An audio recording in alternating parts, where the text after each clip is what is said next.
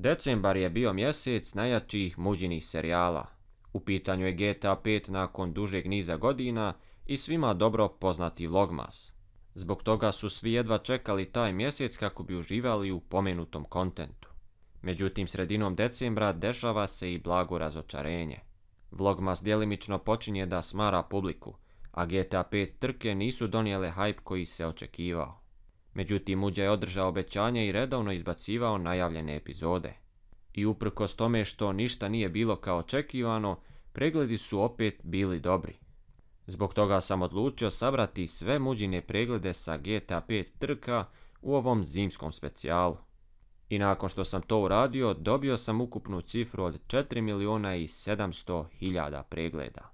Napomenuo bih da nisu samo trke u pitanju, već da je ubačena po jedna epizoda deathmatcha i detrana, iako to ne igra neku veliku ulogu. Publika je za ovo izdanje rekla da to nije to, ali bez obzira opet smo koliko toliko uživali i prisjetili se starih dana. A to nam je posebno dokazala i gore pomenuta cifra.